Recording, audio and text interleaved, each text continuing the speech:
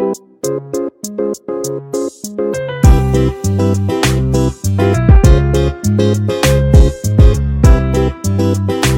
मध्ये नमस्ते, मी बनवते चाट मसाला। तर इथे आहे ना अशी काचेची बरणी असली ना तर आपण धन आहे ना इथे 2 वाट्या घेतल्या तर 1 वाटी जिरं घ्यायचं, हा प्रमाण आहे। आपण जिरं आणि धन बघितलेले आहेत। इथे आहे ना लवंग घेतलेले आहेत 10, इथे बडीशेप घेतलेली आहे 2 चमचा, जायफळ आहे ना तोडून घेतलेला आहे आणि ओवा घेतलेला आहे अर्धी चमचा आणि काली मिरी 10 घेतल्या आणि इथे राई घेतलेली आहे।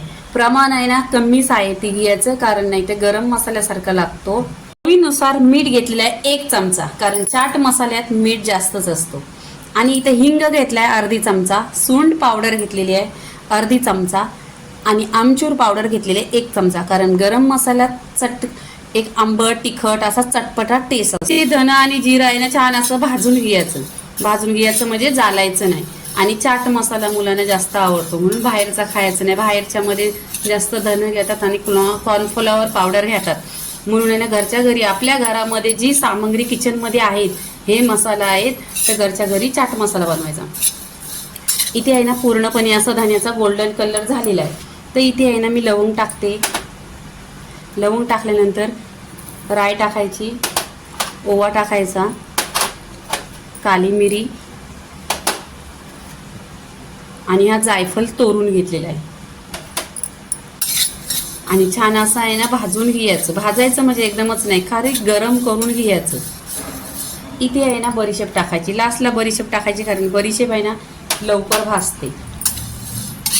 इथे पहा, तुम्हाला पण समजत असेल की धन्याने पूर्णपणे कलर बदललेला आहे ना आणि छान असं भाजलेलं पण आहे।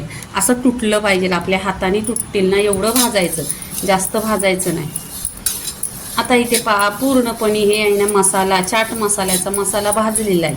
आता इथे मी काढून घेते आणि काढल्यानंतर आहे ना 10 ते 15 मिनिटं पूर्णपणे असं थंडा करायचं। पहा प्लेटमध्ये आहे ना सगळं मसाला असं काढून घेतलेले आहेत आणि काढल्यानंतर हे फॅनच्या खाली 15 मिनिटं पूर्णपणे असं थंड झालं पाहिजे। इथे 15 मिनिटं पूर्णपणे झालेली आहे, थंड झालेला आहे। आता आपण इथे आहे ना मिक्सरचं भांडं घ्यायचं।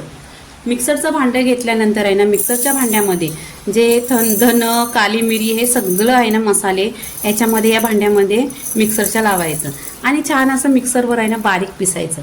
आणि जास्त मसाला आहे ना प्रमाण ठेवायचं, जास्त पण टाकायचं नाही, ते गरम मसाला बनणार। इथे पहा मिक्सरवर छान असं पिसलेलं आहे, छान एकदम बारीक आहे, चालायची गरज नाही। आता आपण इथे आहे ना 1 चमचा सुंठ पावडर टाकायचा आहे, आमचूर पावडर टाकायची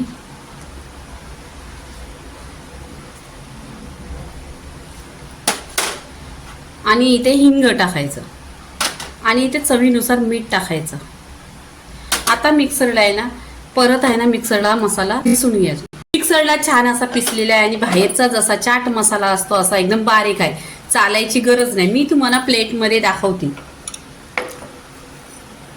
इथे पहा आणि कलर पण एकदम छान असा आलेला, जसा चाट मसाला आहे तसाच कलर आलेला आहे आणि खुशबू पण छान असा आलेला आहे। रेसिपी झालेली आहे, लाईक करा, शेअर करा, सबस्क्राईब करा आणि नेहमीच खात राहा। धन्यवाद।